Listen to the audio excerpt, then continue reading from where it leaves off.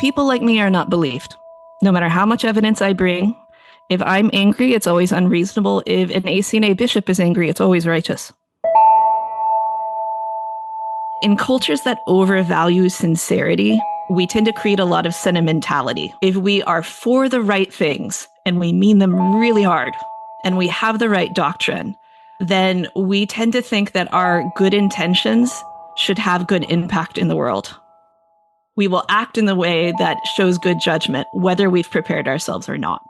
And so we tend to resent people who point out that actually we're being really incompetent and we didn't prepare for this and we're causing more harm.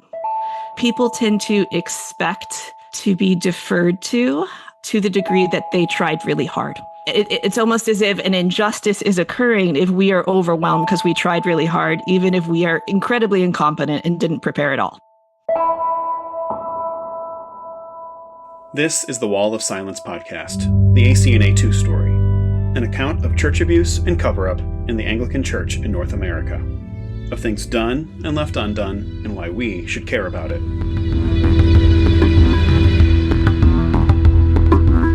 This is episode 22, The Important Man Problem, with Heather Griffin and Sam Lacy.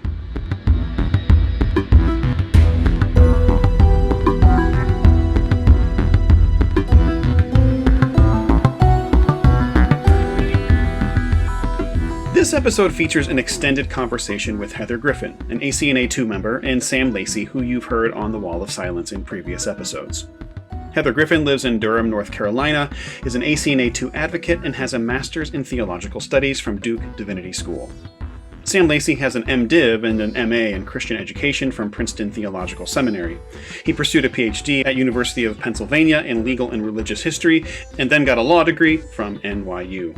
A few months ago, after the verdict from Bishop Stuart Ruck's presentment trial was released, Heather approached me with an idea for a conversation she would like to have with Sam, thinking him a great conversation partner. I found it a fascinating idea, one that offered a surplus of meaning as a discussion, to borrow a concept from philosophy and literary criticism. It's the idea of the important man. That's the base concept. What is an important man within a community or subculture, and how does the important man, or should we say important men, function in that group? From there, Heather asserted the concept that became the title of this episode, naming it the Important Man Problem.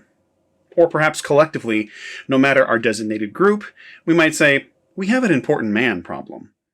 Here, I'll let Heather define the concept herself, with a condensed segment that appears toward the end of the episode. If the clergy aren't speaking, just about the only thing that will wake people up is if people with social capital in the system speak out, ideally more than one person. And the people with the most social capital in the system are almost always men, and men in high prestige professions. The clergy, the law, medical doctors, sometimes academics, depending on how populist a system is, and sometimes business owners. Basically, those guys, if they talk, people listen. Those guys can talk and not know what they are talking about. They can be talking nonsense, and people will still listen. This group that I call very important men are the last to show up. They will often pride themselves on being great protectors of women and children and in being very masculine, even as they leave abuse survivors, who are often female and often children, to defend themselves against abusers and church systems that are crushing them. Very important men have the best experience of any church system that they're in.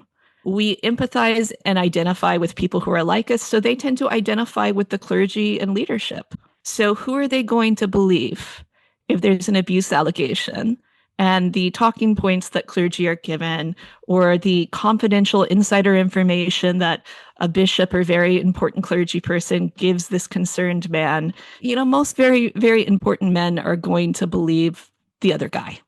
So unless people with social capital in the system are speaking out when the clergy fail to, and when there is abuse mishandling, most people are not going to pay attention, and it takes something really big, like a series in the Washington Post investigating abuse mishandling in the ACNA, for anyone to wake up.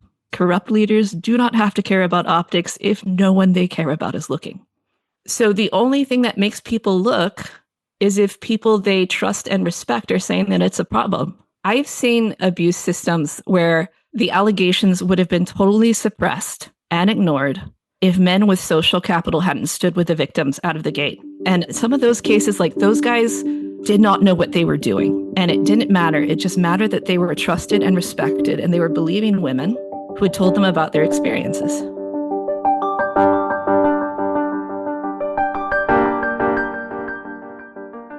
What do you think? Have you seen the paradigm at work within your own social circles?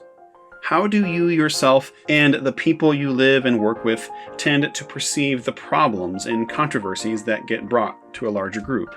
Does it matter if an important person speaks up to vouch for the person raising the issue and for the person to be believed, to be given validity? And does that important person always seem to be a man? Speaking practically, based on your experience, does it seem like that person almost needs to be a man?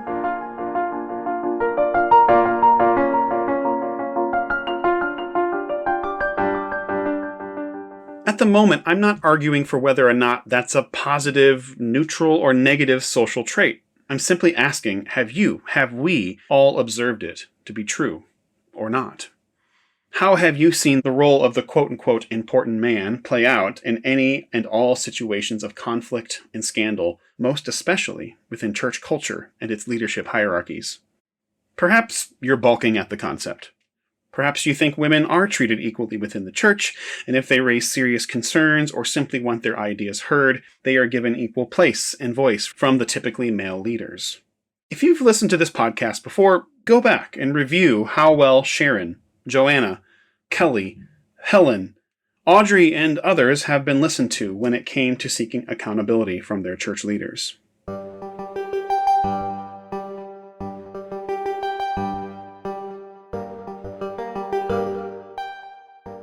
But I could point out another example. If you read the Washington Post articles about the accusations made about Archbishop Steve Wood, what was your initial reaction to the accounts of Claire Buxton? Were you prone to believe her or immediately discount her?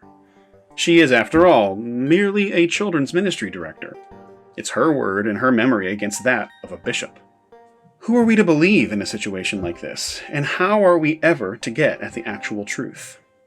Consider this. Would it have made a difference in your reception of the article and her testimony within it if a prominent man in her church community or her diocese had contributed to her testimony, vouching for Buxton's character and asserting he had spoken to her himself about her account? And what's more, stepping back from the Post articles, what if Buxton knew there were important men she could go to get help within her community, men that would confront and hold Bishop Wood accountable for these allegations? How might her story and the story of the ACNA turned out differently? And perhaps most importantly, what does it mean that it is more than likely such men simply did not exist for Buxton, and instead would have only found ways to quiet and discredit her, all while choosing to unwaveringly offer their support to Archbishop Wood instead? Again, I leave a question with you, my listeners. When you read Claire Buxton's account in the Washington Post, assess within yourself. How much were you willing to believe her, and how much were you prone to think she was making it all up?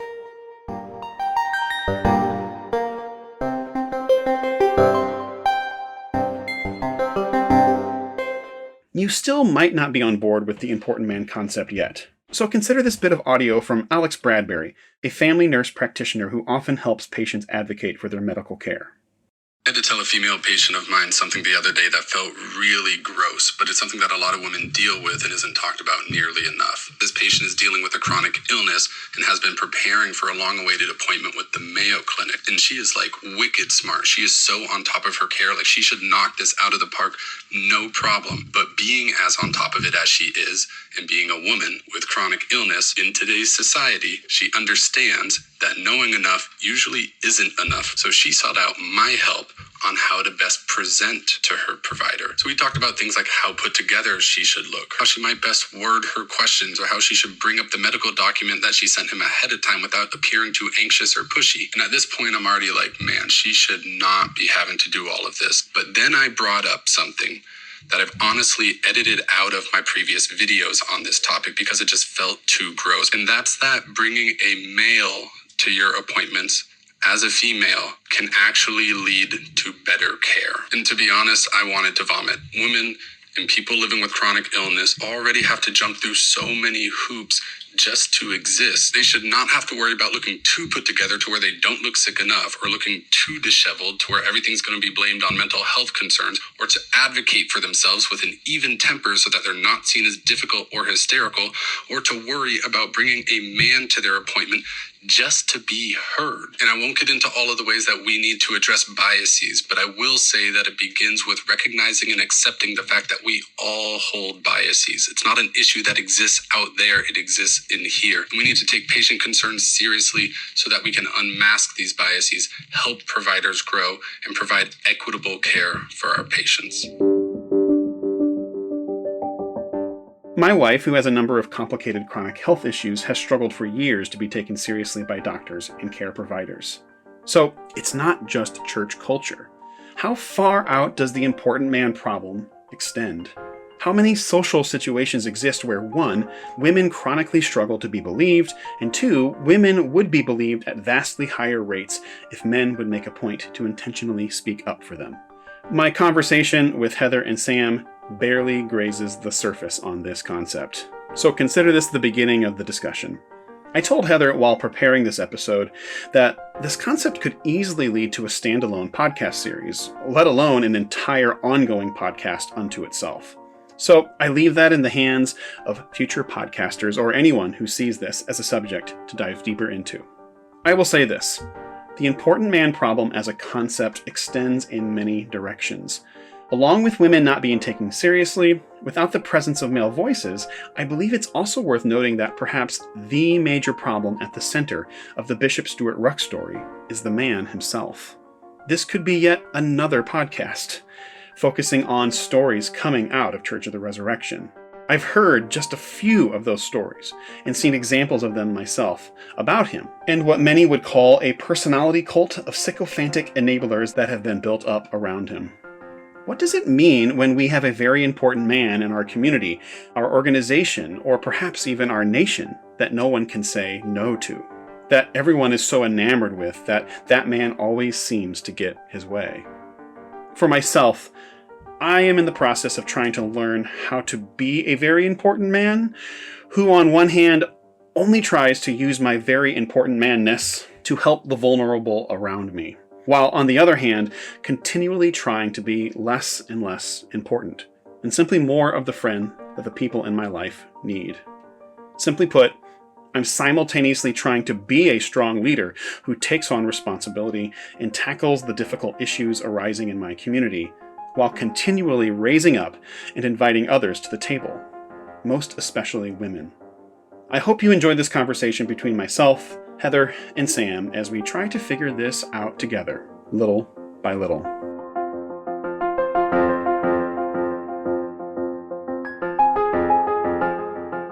The inability of our church structures to recognize the systemic aspects, implications of why these abuse, scandals, mishandlings, why they happen. I'm curious, Heather, are you implying that so often we individualize each time some of these things happen, that instead we don't stand back and go, there is a whole system in place as to why this is happening, and we kind of act in a kind of naive ignorance?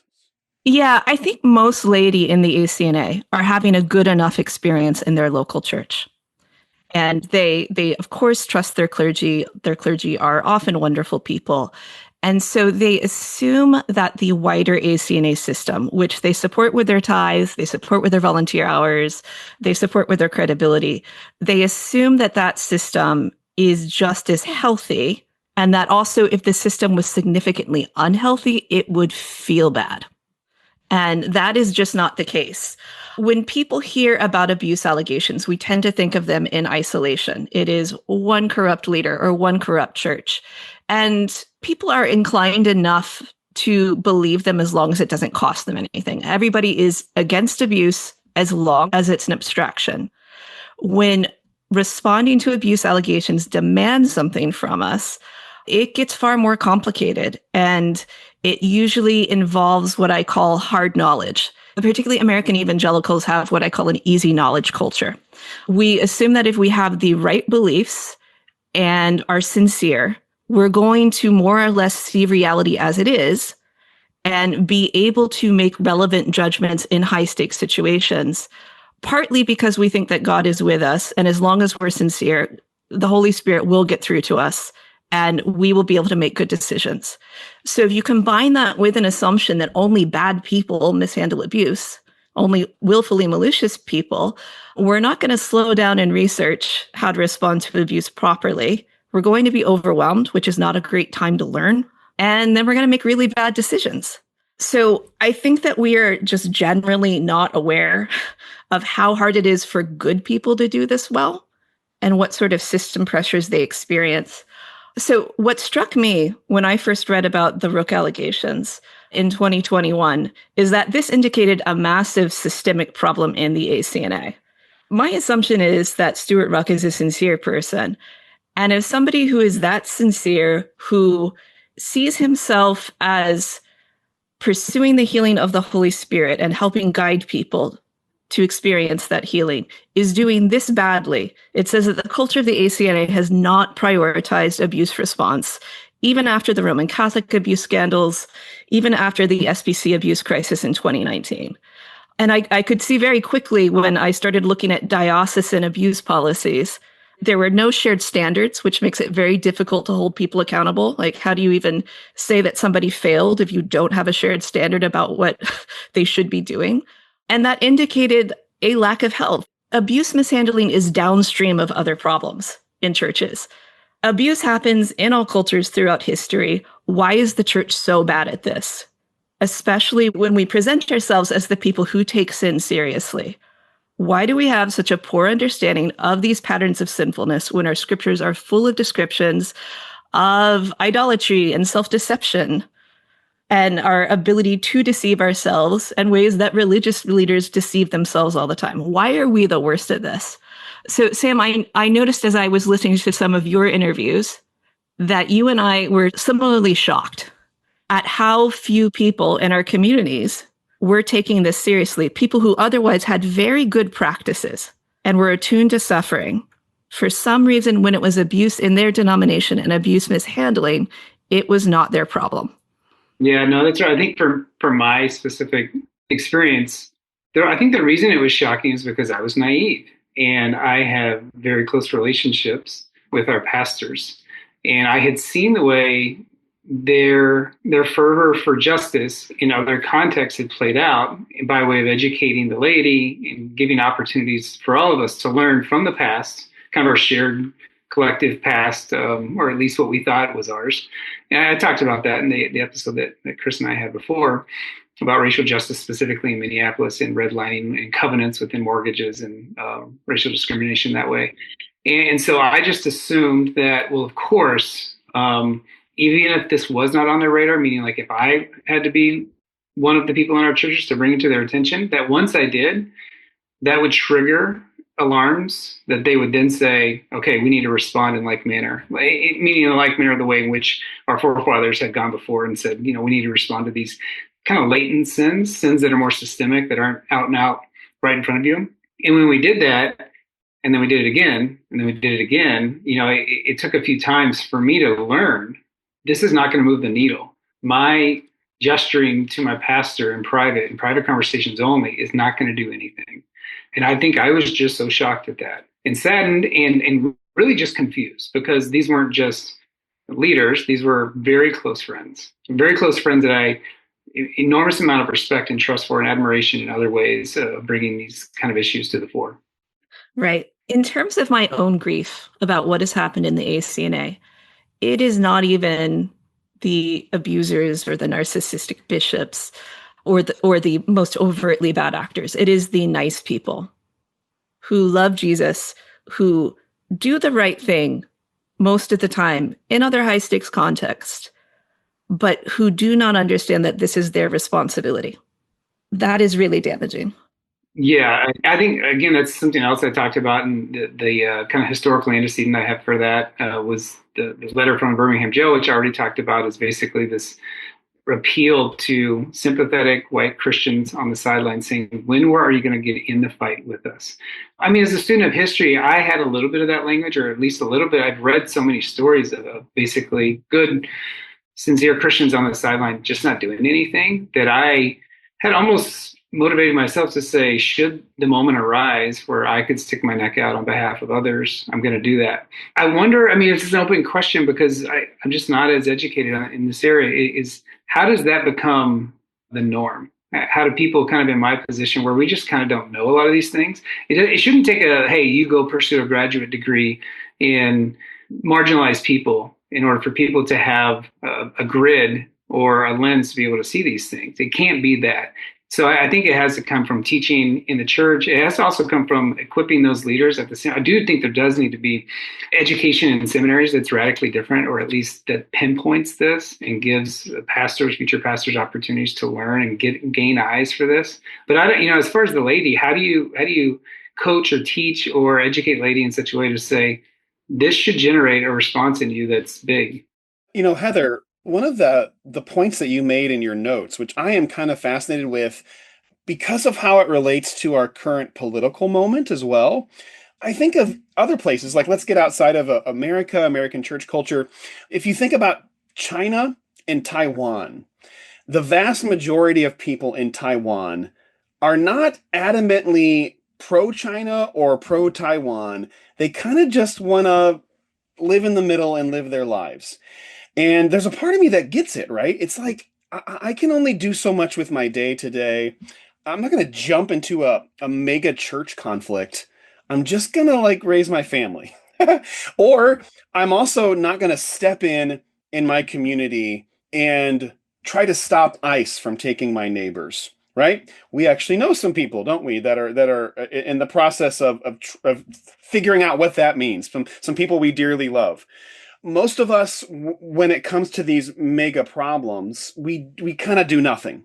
I'm kind of fascinated by it. Even though I've started a podcast, I still kind of feel like I do nothing most of the time. I subsist. I watch some shows on Netflix or whatever, play some tennis with my kids. I don't know. Heather, can you reflect on this, and then we can, bring it into Sam's court as well? Right. Some of that is completely understandable. We are finite creatures. We live in time. We live in bodies. We have 24 hours in the day, and we have things that are good that we are legitimately called to do. And you cannot do everything. But we should be very concerned if somebody in each of our individual congregations is not the designated person to keep up with this stuff, and if we don't take what they say seriously. So you can find ACNA congregations who for the past 4 years could have been showing up and paying attention and putting pressure on the bishops and educating themselves, who are just now waking up that, oh my goodness, we have a serious problem. This entire system could collapse. They could have been doing that, but they don't have one person. So we understandably share labor. You can't specialize in everything, but who is trusted to speak on these topics and who feels a responsibility for it? So if you had just one or two people in your congregation who were paying serious attention and taking it upon themselves to educate others and to encourage the vestry on a strategy of how do we respond to this? How do we put pressure corporately? Then we could have some serious change, but that's not the approach that people have taken. So what does it say about us that we aren't making that happen? Fair enough that we can't do it all. We can't make every legitimate problem our personal problem. But if so few people take this problem that is in our system and is our moral responsibility as members of the ACNA, it is our job to fix this. If so few people are even paying attention, what does that say about our sensitivity to the Holy Spirit? What does that say about our basic level of moral seriousness? So I think that people expect that if they are called to do something, there will be space in their life to do it already, or that it's going to feel a certain way. I'm going to have peace about it. I'm going to feel called, rather than no, this is happening. you know about it. So you have more of a moral responsibility than the people who do not know about it or who deny that abuse is a problem in the first place. So show up and recruit other people to show up so they can share the load, so that it's not all on the same handful of people to carry this for an entire denomination of 130,000 people. As you were talking, I immediately thought about you, Sam, because technically you were that person for your congregation. But the problem was, and maybe this will lead into our very important man concept here, or the problem of the very important man, is the very important man didn't commission you. He didn't open the door for you. So I'm curious how do you want to respond to all that?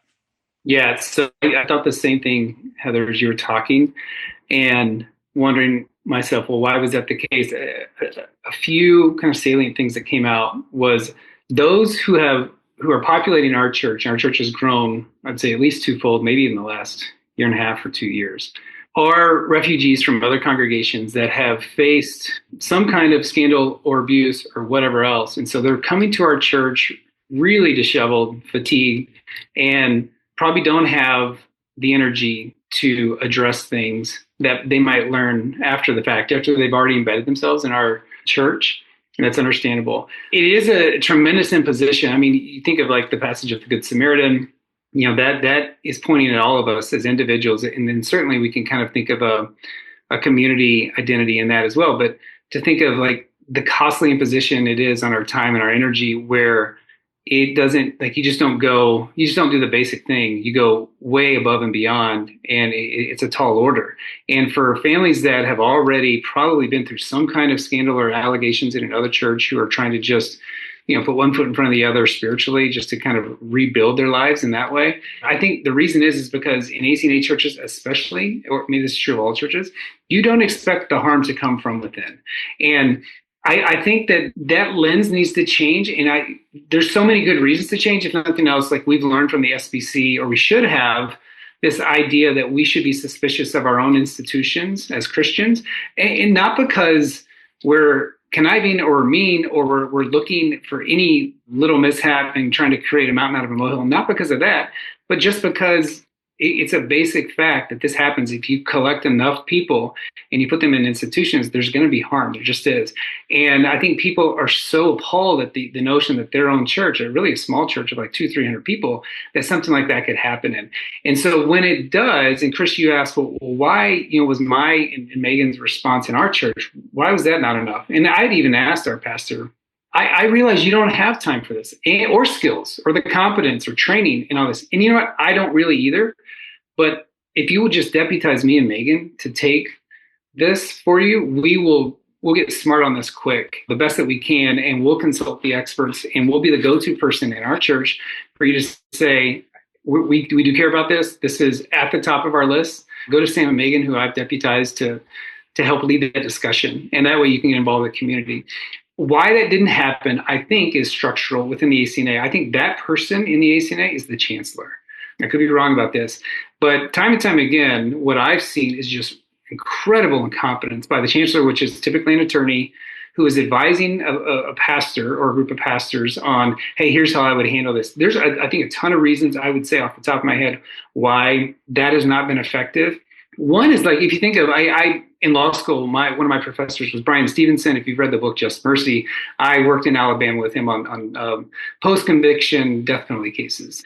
And one of the things I learned in that was the attorney that's been assigned to someone who had committed a capital offense at the time was just they're in a wheel, meaning they were assigned because they had to, because they were part of the bar of Alabama. And the expenses for them to represent someone who had committed a capital offense was often capped at $1,000, $2,000. And these were not criminal defense attorneys. These were real estate attorneys.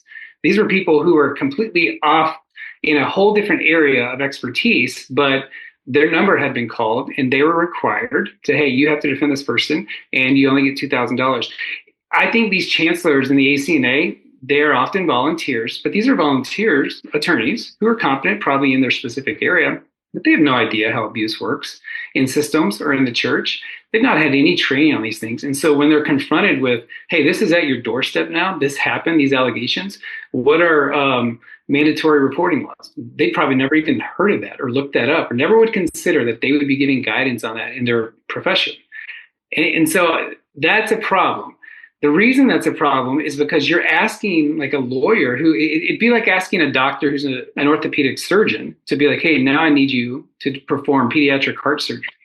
They have some basic skills, and they might have done a rotation for that during their residency in some way before they're figuring out how to specialize, but they can't do that. That's not what they would call in an expert. They would call in a consultant and say, hey, can I hand this off to you? Of course they would. And there's just not enough handing off. There's too many very important men who feel omnicompetent, who can say, I can do this by virtue of my training in this sliver based on this institution. And that's really harmful. And I think that's generated a lot of harm in our own institution.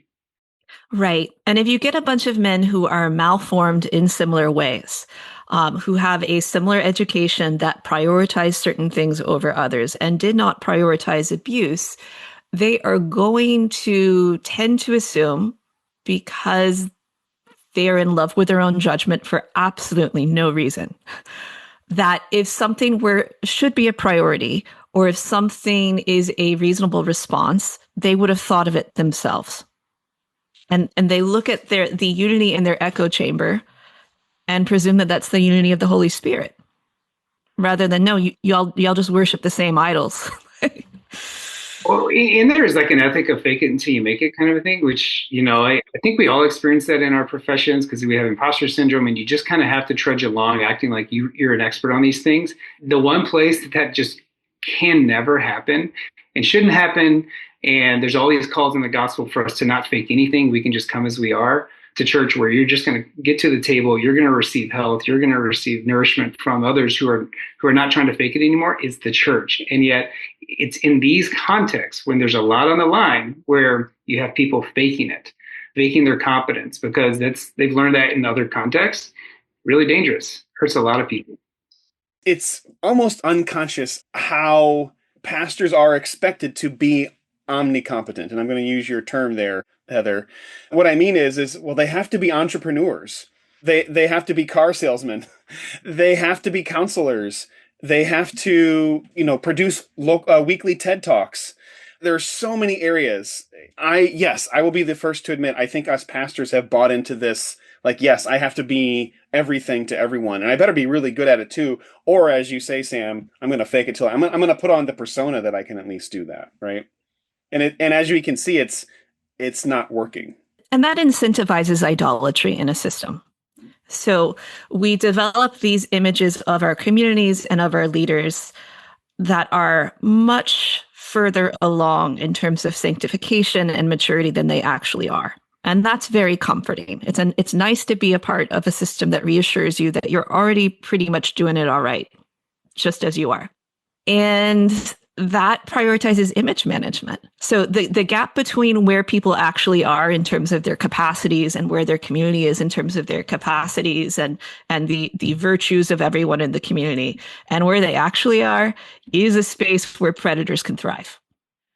And it costs us something. So when we are in idolatry, thinking more highly of ourselves than we ought, we are not becoming people who can learn to live in reality well. We are avoiding certain struggles. We are avoiding things that make us feel ashamed. We are avoiding areas where we don't really believe and trust that Jesus can help us grow. And the longer you go with that, and the more enablers you have in your community who are playing that same game with you, the less likely you are to be courageous and do the right thing when you hear something that threatens your entire identity and sense of safety in your community, such as somebody that has been a part of our church for 20 years is accused of molesting a 9-year-old girl. So chancellors are part of the problem in the ACNA, partly because they are often the only experts who are consulted. And because they often lack the relevant expertise, but think that they know what they're doing here and are confident, I think that they play into a lot of the overwhelm and self-pity of ACNA leaders. I can empathize that it must be very, stressful to face an abuse allegation in your community and to be a person who is tasked with responding to it in some way or the other. But in cultures that overvalue sincerity, we tend to create a lot of sentimentality. This is related to our idolatry. If we are for the right things and we mean them really hard and we have the right doctrine, then we tend to think that our good intentions should have good impact in the world. We will act in the way that shows good judgment, whether we've prepared ourselves or not. And so we tend to resent people who point out that actually we're being really incompetent and we didn't prepare for this and we're causing more harm. So people tend to expect to be deferred to the degree that they tried really hard. It's almost as if an injustice is occurring if we are overwhelmed because we tried really hard, even if we are incredibly incompetent and didn't prepare at all. Yeah, and I mean, I think that's why people like myself, even though we never did it at the community level, and I talked about that before, like Megan and I, when we drafted the presentment and we put it before our pastors to sign, we did not also broadcast it to anyone else. We didn't tell anyone in the church. To this day, I don't know what the numbers would be. I scarcely think there's 10 people in our church who knew that the presentment that put Rook on trial came from their own church. I think they would be surprised to learn that. And, when there's an opportunity for our leaders to stand up to their leaders, to at least show, and when I say stand up, I'm not even saying be recalcitrant or be a thorn in their side. I'm just saying ask basic questions about what is the process. Can you give me an outline? What are you asking me to trust? I mean, again, our ask to our own leaders was never like, hey, can you please blow this up? Can you drop a grenade on the ACNA? That was never the request. The request was only, can we tell this to our congregation that something has happened and then offer a Tuesday night or whatever to talk about it? That was always only the ask. It was so minimal. And that's why I think it was so jarring that the response was always no, no, no, no.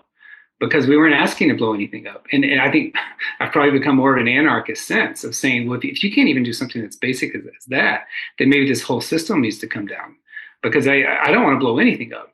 Initially, it was, and continue to love our church. I mean, we were just in there yesterday, our oldest daughter was just saying, I love it when Rick preaches. And that's our 13-year-old. And I love that. I think it is important for people that listen. I don't know who listens outside of those who are for advocacy, for abuse victims, but it's good for people to know that your intention was not to blow up the ACNA. I think a lot of people assume that. And I guess that's a little bit of how advocacy is often seen. I was listening to an interview with George Clooney, and he was talking about Edward R. Murrow. Edward R. Murrow is famous for saying, like, dissent does not mean you're against, like you're not against the country just because you're dissenting. When you raise a concern, that means you're not trying to just destroy everything, right? I was advocating for a healthier existence for our church. I was never advocating in any way to those above us, hey, let's poke the bear. Let's show them who we are. That was never my posture. It was always, hey, I see this one area where I think we should talk more about this for our own health, for our own good, to shape our own minds theologically. Let's do this. And then that's what was shut down. Right. I mean, I spent the first year and a half of my advocacy work believing that the rest of the people in the ACNA, or at least enough people, like 30%, would show up and put pressure. And it wouldn't even take 30% to do serious reform. But I'm a fairly pro-institutional person. I think that if we're going to pass on collective wisdom, if we're going to be able to cooperate to achieve goals, we have to have functioning institutions. And that's why I think institutions should be reformed when they show this level of corruption. I think the ACNA is so decadent and was never healthy that I don't think it can survive. I think the people who are in power are idolatrous. Even if they aren't bad actors, they're generally not particularly wise or courageous people. Yeah, that's spot on. Yeah, I think that's where my disillusionment has landed, is not with, can my family, for example, continue to go and thrive on a Sunday morning with the pastors we have? Yes, the answer is yes. Yes, we absolutely can. Do I have confidence beyond the Sunday morning experience for this thing the denomination, the ACNA, to provide anything more than that. No, I don't. Yeah. So people in the ACNA want to be Congregationalists who do liturgy. Absolutely. Yep. So if you're going to be a Congregationalist, be a Congregationalist, guys. That's fine. But don't create this idolatrous false image that we have some functioning, healthy system with good canons and good procedures and people of actual integrity and maturity who are going to enact them properly when it counts. Because if you play that game, you're responsible as someone who's contributing to the system, who's paying for it, who's holding it up with your labor and with your gifts. You're responsible for empowering these guys and therefore complicit in the harm that they do.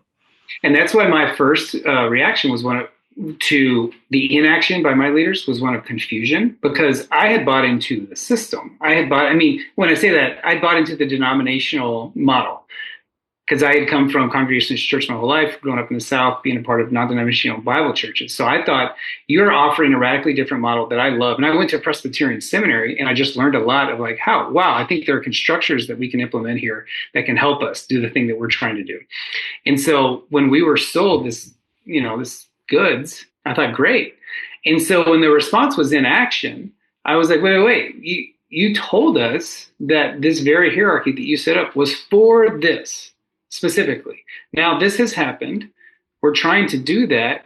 And now you want us to act like we're not wedded to any other church. We're not wedded to people above us, that there's no levers to pull for us to voice our concern. Well, that's just the model I grew up in. And that didn't work well. So it just felt like a bait and switch.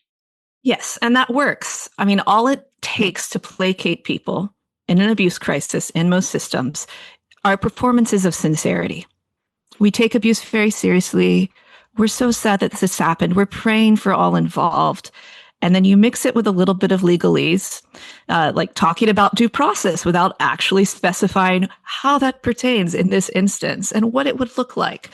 If you appear reasonable and you complicate things and obfuscate things with a little bit of legalese, that signals to people, Daddy is here, Daddy is reasonable, he's taking care of everything, they're there now, let us take care of it, go away, it's over your head.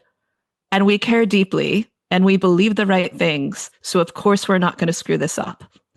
And placating people who already do not want to know about this, who already do not want this to be their problem, is not difficult. And after that, very nice, sincere people can feel good that they felt bad about abuse, and they wrote a sincere letter to their priest or to their bishop. So they are therefore not part of the problem because they are sincerely against it, and they can move on. And the denominational leaders can drag this out indefinitely, and people will forget about it because it takes a lot of energy to sustain a level of pushback that can actually do something in a system that does not give laity any real mechanisms beyond this wretched presentment system to hold their leaders accountable. We need to talk about why it's so hard for people to feel a sense of moral responsibility. First of all, they think they're going to feel it. They think it's going to feel a certain way if this is their problem, rather than, no, I have some level of responsibility. I can't do everything. I have some level of responsibility by virtue of participating and upholding in the system. When we trust our leaders to do the right thing, which why would you be in a system if you didn't more or less think it was trustworthy or safe enough? We're going to assume that the people who should be responsible for this are going to do a good job, especially if they appear sincere. And we have this tacit assumption that only really malicious, bad people are going to mishandle abuse. And these people just told us how they care so deeply about abuse and how they take it very seriously. So we don't think it's going to be our problem, and we're told trust the process.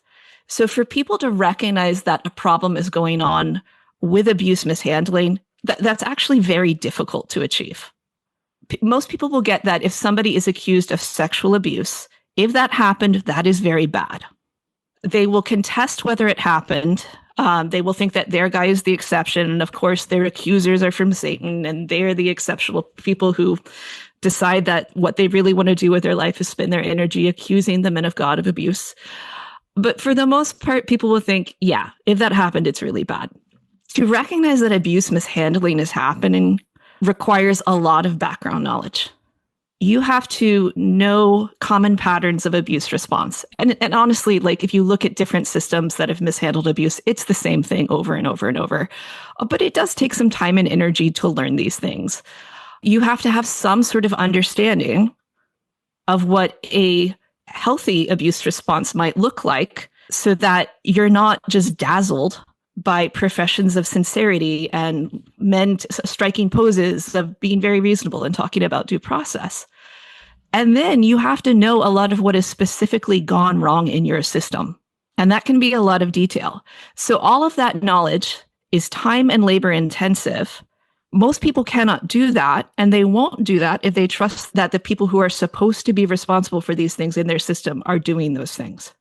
So to feel a sense of moral responsibility to hold people accountable for failing, you have to believe that they failed, and therefore you have to know a lot to recognize that that's even happening. Yeah, I think, Heather, in lieu of the knowledge that you're describing, because as you're going through it, I'm like, I didn't have any of that knowledge. I still don't have most of that knowledge. I've learned a lot from yourself and other people at ACNAtoo, just in the process of us putting the presentment together, but then also just watching the response by ACNA to our presentment. But I didn't have that knowledge. I think most people don't. The one thing I had was just a visceral gut response. And I think, and I talked about this in a prior episode, was that came because I had people really close to me that had experienced abuse. As I'm sitting here thinking about that, I'm thinking, well, why was that enough? Well, what advantage did that give me in this situation to give me kind of instincts or a nose to say, hey, something here is not right, and I need to ask basic questions. But I think that was it, especially when Megan came to me, and we talked about this in my episode like 2 episodes ago about, well, why did I get on board? One was the inaction of our people, and how I think that, as it was put next to the facts that kept stacking up about Bishop Ruck in all these different scenarios, not just with the mishandling of the allegations of the 9-year-old girl, but these other people that he had put in his own church that had terrible histories. Again, my instinct was like, this is bananas. This is an SNL skit. This is not real. If people knew about this, there's no way they would be able to defend this. This is a parody of the church. This cannot be the actual church. And so then it was just asking questions and then marshaling obviously all those facts and evidence to put it into a presentment, to give people, almost like present it to them in the most digestible form that they could read, to say, hey, you probably didn't know about this. We've done kind of the homework for you. Can you just read this and see if you get on board? And of course, that was an appeal to the lady, but mostly it was an appeal to our own pastors, which then their instincts were more, and I don't even think necessarily their instincts were protect the institution at all costs. I don't think that was it. I think it was largely fear and the unknown of like, well, how is this process going to play out? How am I going to be implicated in it? If I put my name on this next to these lay people, even though this is provided for in the canons, does that then make me a witness? Does that mean that I have to also shepherd it all the way through? I think there was so much unknown, which I can understand. But again, in the end, I just saw that as a lack of courage. And my appeal to our pastors was like, well, what do you think is the right thing here? And if you think this is the right thing, I know there's a lot that we don't know here, but maybe we should just do the right thing and be willing to assume the risk and assume the hardship, because I think that's the way Christians should be. Yeah. And who else is called to do this? So is every pastor in the ACNA only called to their local church? Yeah, the problem becomes so localized that it's not a problem. There's no contaminant. It's like that's those over there, that's those over there. And again, that gets to my critique of like, well, then are we tethered or are we not tethered? Are we together or are we not? Because I know these are out there, they're on the fringe of our experience, but it certainly is affecting me, because you told me when I signed up for this that it should affect me because we were in this together. And now you're telling me this is not my issue. Right. So let's go back to, you did not know about good abuse response, common patterns of poor abuse response, or the details of what was going on in the Diocese of the Upper Midwest. But you did have background experiences that gave you practical wisdom and an awareness of the reality of human sinfulness and the damage that poor abuse response does to survivors, so that you were motivated to pay attention and inform yourself. So there are very few people who have that motivation to learn apart from influential people in their community vocally and publicly saying there is a serious problem here.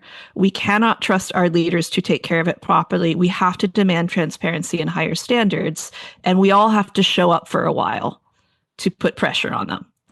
People who have loved ones who were abused or were personally abused themselves and have seen the damage from abuse mishandling, those are often the people who will show up. So abuse survivors, after they are left in the ditch, usually have to pull each other out, because the very important people who are doing very important things for Jesus are busy for Jesus and on the road to Jerusalem and need to keep going. Other than that, you get people who are just obsessive researchers and have an extreme sense of justice.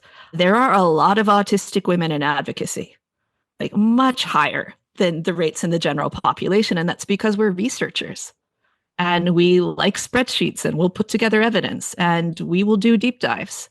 So unless you have a particular type of brain where you are highly motivated to do this and feel that you're responsible out of the gate, then you're probably not going to put in the effort to figure this out. You know, women tend to be more motivated, especially in the ACNA, to take this seriously. People who do not have a lot of social capital are more likely to take this seriously. And because they have a lack of social capital, if they speak out, they're seen as a problem rather than people who have done basic due diligence, and maybe we should listen to them. So Sam, in one of your other interviews, you mentioned that because the clergy were not talking about this, you came across to others as unreasonable and irrationally angry or overworked about this because you were taking it seriously. Yeah, I mean, these were side conversations that I had with just a few close friends. In some part, this is me speculating what they were thinking. I don't know what they were thinking, but at least what I can infer from their responses were, I think they didn't think like, hey, you're out of line, how dare you? It was not that. It was just that, hey, I think your response to their response is probably a little hyped, that, you know, our pastors are good people and they care about those that are marginalized and those that are in vulnerable positions. And so surely if this were legitimate, they would take it seriously. And of course, my appeal to them was like, no, but can't you see they haven't? And therefore, I think we should. And again, this was always, at least initially, this was always in like the manner of trying to assist our leaders whom I care deeply about to say, I know you're doing all these things, and I know you can't possibly handle one more thing, but can I please urge you to put this at the top of your list as you're triaging, you know, the things you have to do this week?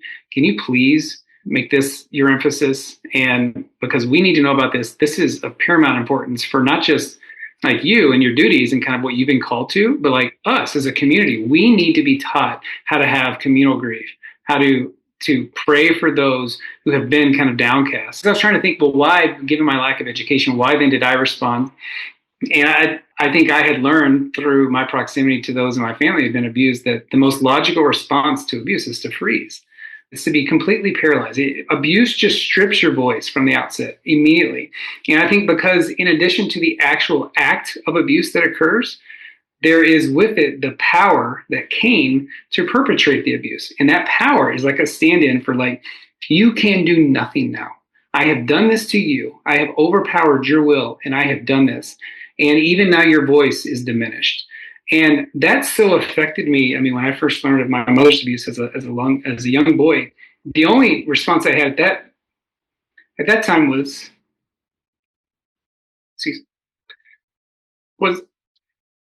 the only response I had at that point was, I'm going to kill him. And because that's all kind of like I could summon as a little boy, even obviously, you know, I didn't have any power either, but was I'm going to hurt that man that hurt my mom. But also because my mom my mom was, I don't know, early 30s when she told me. I must have been 8 or 9. And she had buried that for her whole life because her voice was stripped and just completely taken away.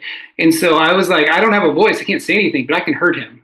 And so I say all that to just say, like, we can't expect those who have been abused to constantly remind us, hey, by the way, they hurt me, they hurt me, they hurt me. At some point, they're done. They've been abused so much that they're not looking for allies anymore. they're just trying to survive. I mean, they're trying to heal. They're just trying to get through their day. And if our church continues to ignore it and continues to ignore it in a systemic way, it's just one more, I mean, we have just one more Google search of, yep, it's ACNAtoo. ACNAtoo has done what the Roman Catholic Church did, what SBC did, what Ravi Zacharias Ministries did, all the things. Right. Let's unpack some of that, Sam. First off, what strikes me is that your mother is a real person to you. Sure. Yeah. When abuse allegations or abuse mishandling allegations arise in church systems, the victims are usually not real people to the laity in the way that their pastors are, even if they only have a parasocial relationship with their pastor. Their assumption is he is a good guy, or this charming abuser, because people think abusers are going to appear creepy, is a good guy. There must be some misunderstanding. There must be something wrong with the victim. So you came into that. Your experience was trusting and loving and knowing your mother. She was already real for you. Whereas in church systems, usually the abuser and the leaders who are mishandling the abuse allegations, they have far more trust in social capital. The abuser has groomed leaders, has groomed the community for years to make them think that he's a good guy. And they believe it. And for them to face that he's not, it would probably shatter their entire world. Because if somebody who appears good could be this bad, who else have I known who has been this wicked and I didn't know it? And why did God not tell us? And going back to the response of your friends in the church who your impression is they thought that your response was overhyped, and if this were a real problem, your church leaders who are good people and care would be taking care of it. Notice the role that the perception of the goodness and sincerity of the church leaders plays in delegitimizing your concern. So again, we tend to assume if something really bad is happening, the wonderful people that we trust are going to care about it and will do something about it if something needs to be done. And that is not the case with abuse response. We also tend to assume that people are being unreasonable, even if we haven't learned what they are angry about. How can you gauge whether a response is too much if you haven't even informed yourself about the situation that they're reacting to? But somehow we are entitled to gauge like, oh, you're too angry, you're irrational, you're hysterical. Yeah, in a lot of church culture, there is some kind of policing of other people's emotions or reactions, almost like calling out the other person's sin as an almost default response. I mean, I guess I'm feeling a little knee-jerk about that because I responded to something online regarding to a statement from the ACNA bishops, and I was told that I was harboring bitterness and unforgiveness. To which I say, yeah, that's my whole life. I'm struggling with that, but somebody has to say something, and I will say it within my own inadequacy, my own weaknesses, my own struggles. Whatever that feeling is when someone's harming my mom, which I grew up in that same household. I grew up under similar, different but similar circumstances. So I am living in my whole life of going, you're harming her, you have to stop now. Yeah. That's my reality. And then somebody says, you sound like you're harboring bitterness and unforgiveness. I go, yeah, I'm trying to survive. You need to stop this. Will somebody listen? Right. Yeah. And so it is interesting, the kind of the policing of the people who try to say something.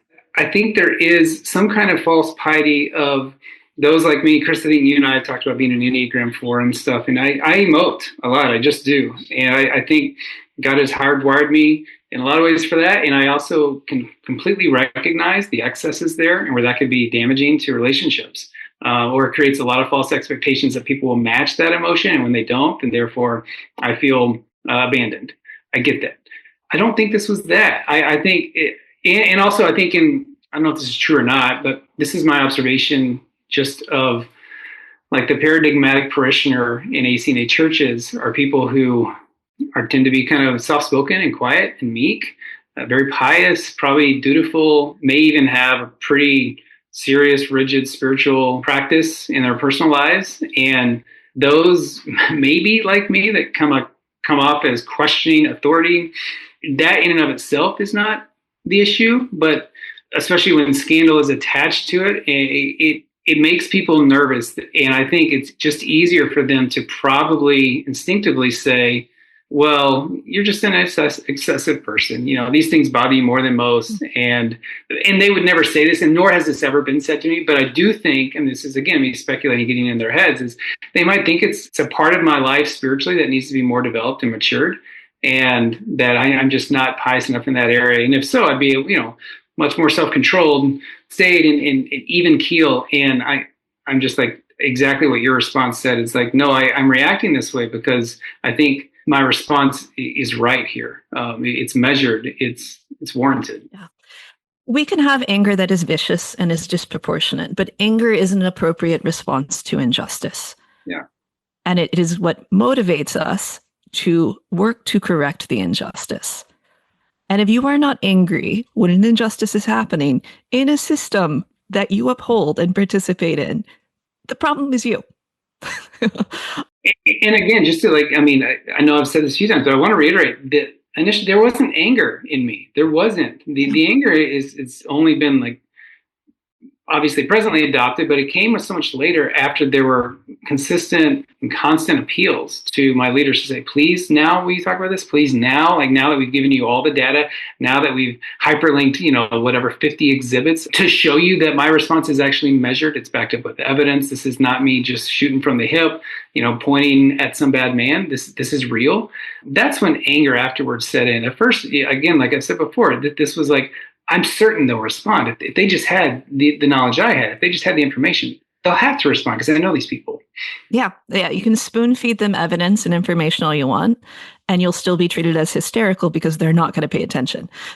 Just for the sake of time, Heather, I'd like you to introduce your concept, which you brought up to me, and is kind of the centerpiece of our conversation. It's the idea of the very important man problem. And I don't know to what extent you want to introduce it, give the scenarios of it. Also, part of the factor is the role that Sam or someone like myself plays in this when it comes to these kinds of conversations. Right.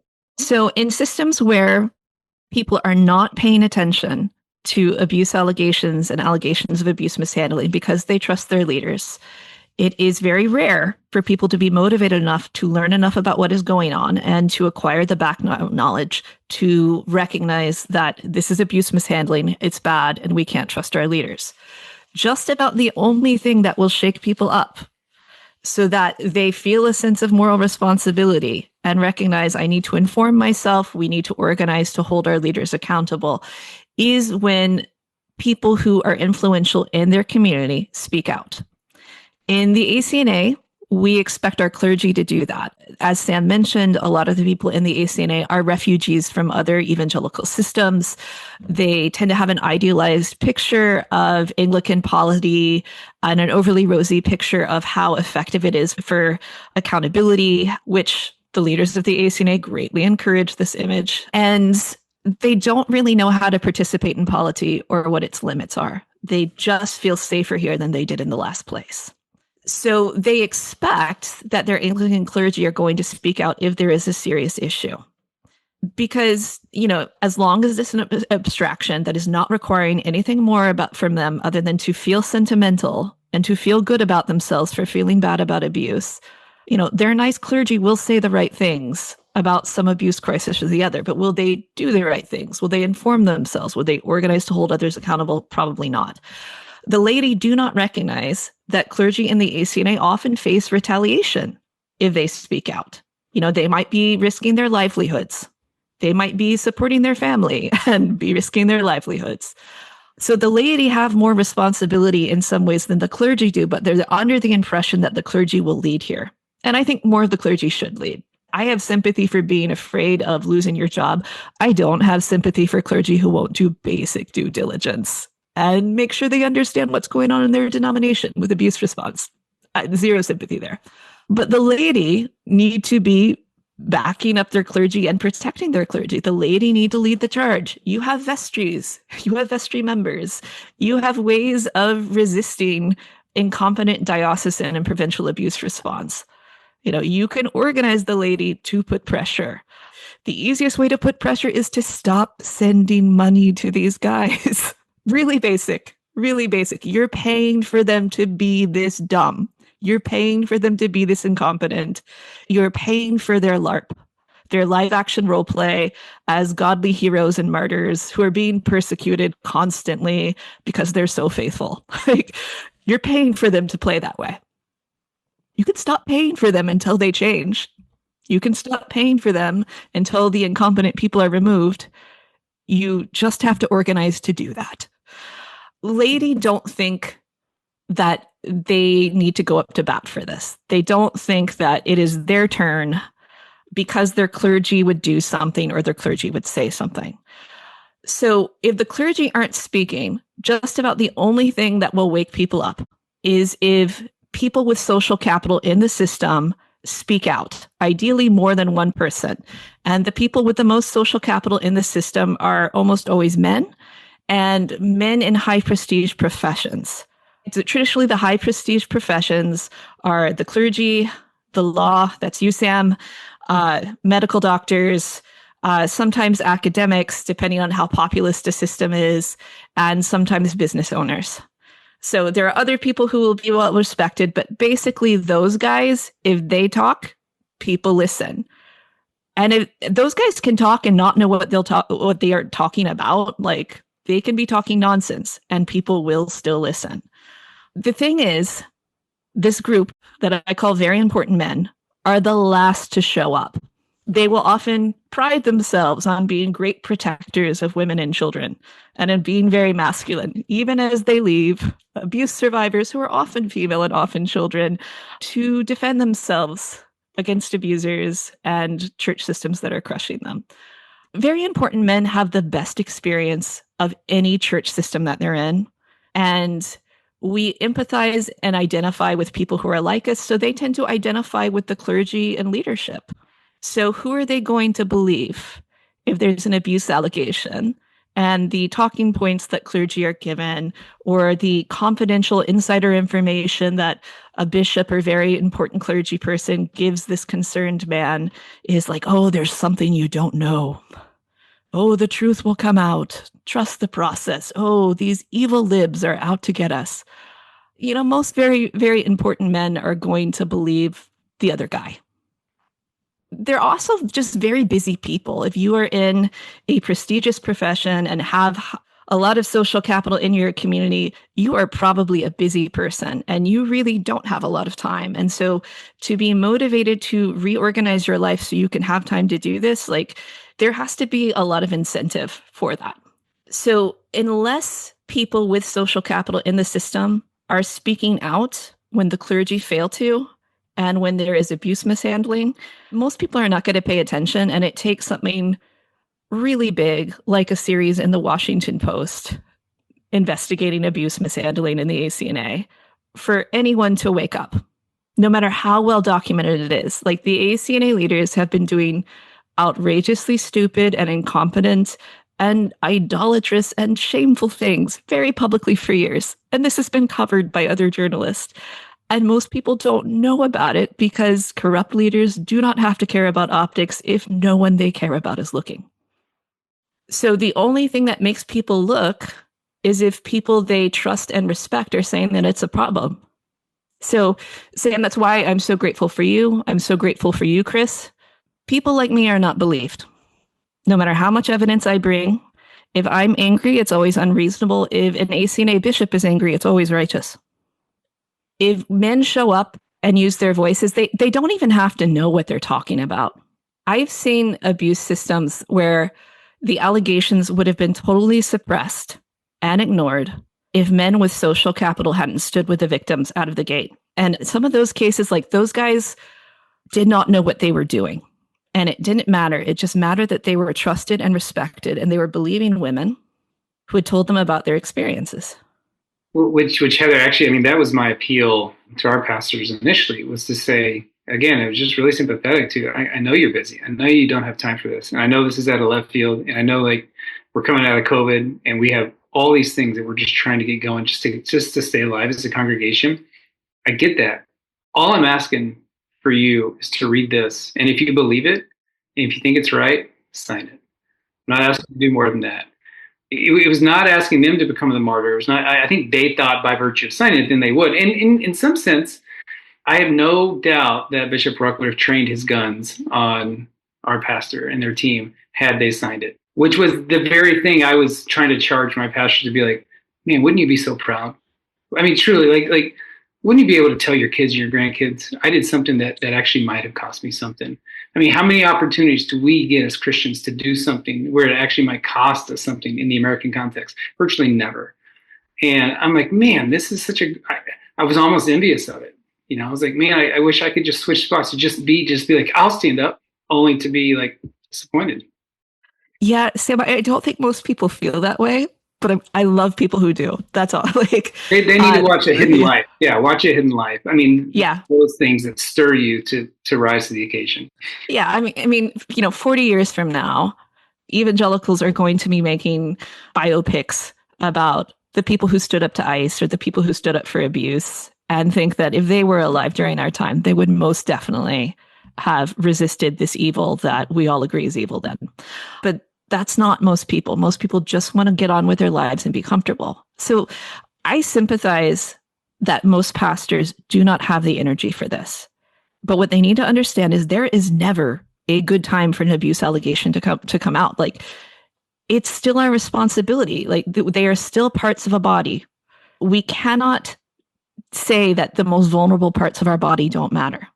It's like getting a stage 4 cancer diagnosis and saying, I don't have time for this. Well, hey, Heather, you passed along prior to us talking, like the 1 Corinthians 12 passage. And when, I'm familiar, I hope, with large swaths of my Bible. And when I read that, I was like, I don't think have I never read this? Have I truly never read this? Because I was like, I don't think I've heard this before. This is verse 21. The eye cannot say to the hand, I have no need of you, nor again the head to the feet, I have no need of you. On the contrary, the parts of the body that seem to be weaker are indispensable. And I just thought, oh my gosh, that's the language for this moment. I can't believe that didn't come to mind. Yeah, 1 Corinthians is full of imagery about systems that are puffed up and have this image of being far healthier than they are and are going to collapse, and of systems that are not as healthy as they think they are. And the way you can tell is they're not taking care of their most vulnerable members. And they're saying, your suffering is not my problem, even though we are all part of this body. Yeah, exactly. That's verse 26. If one member suffers, all suffer together. If one member is honored, all rejoice together. What a critique of what's happening right now. Or the head, they're always very good at reminding us that how important they are because they're the head. Yeah, and in the ancient world, the health of an organism and its basic structure was constituted and held up by the life force, which was the soul, and that's what made them capable of rationality. So the image of the body was used for, the rational godlike emperor, for, the great statesmen and civic leaders. And a body that is not functioning properly is always an indictment about either the health and the rationality of the head or the body's connection to it. If Christ is the head and the ACNA is a body that says to its most vulnerable members that are suffering, I don't need you, I am just going to go be the ear over here or the hand over here, what does that say about our connection to Christ and our sensitivity to the Holy Spirit?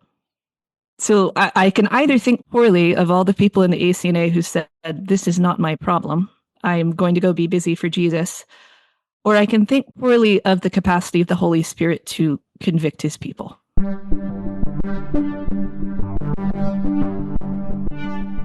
Abuse mishandling happens because people aren't paying attention because they trust their leaders. And the only way that most people are going to wake up and recognize that they can't trust their leaders and need to do something about it is if people with social capital, usually men with influence, stand up and organize and say publicly, this is a problem, we all need to do something.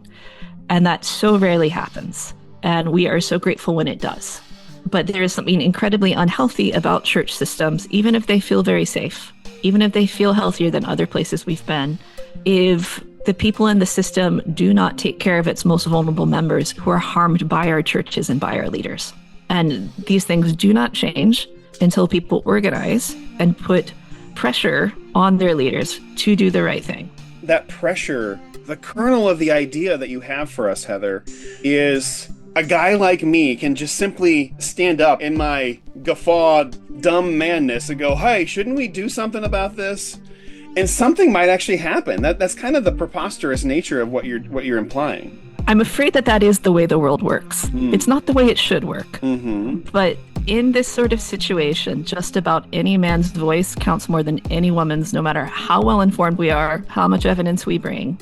And of course, you're not endorsing that as... Oh, no. This is the result of human sinfulness and idolatry. This is not the way things should be. But in terms of working with what we have here, most people are not going to be motivated to inform themselves unless people they trust in their communities are saying that there's a problem and it's time for us to do something about it.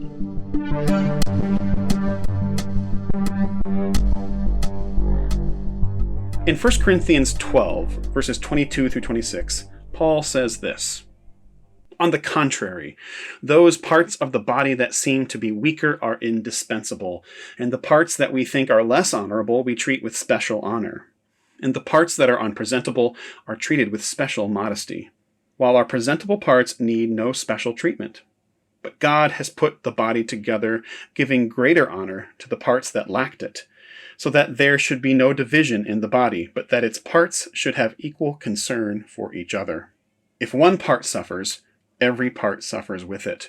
If one part is honored, every part rejoices with it.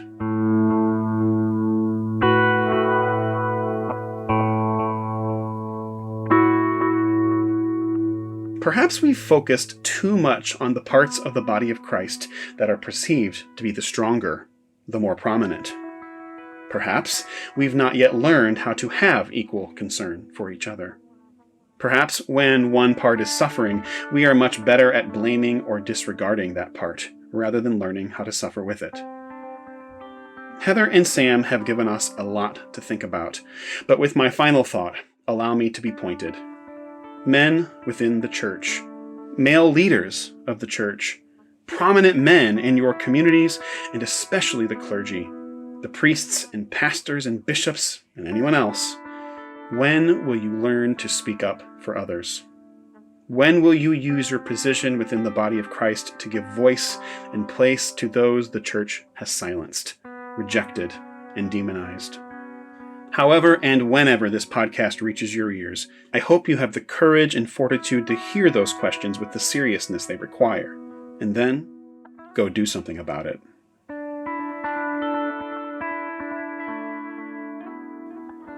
Our next episode, the first of the final 3 for the Wall of Silence, is titled The Anglican Church in and sometimes of North America.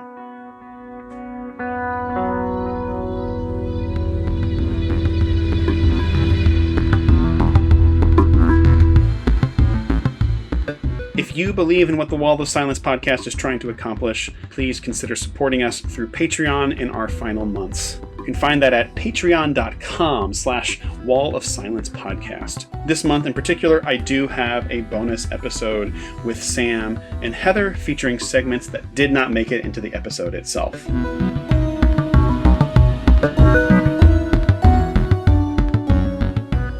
The Wall of Silence podcast is produced and edited by me, Chris Marchand.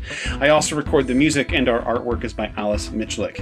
You can find her other work or commission a piece through her Instagram account, Mouthful of Stars. Please rate and review the podcast on Apple, Spotify, or whatever service you listen on. You can find a link to the transcript in this episode, including related article links in the show notes. Thanks so much for listening.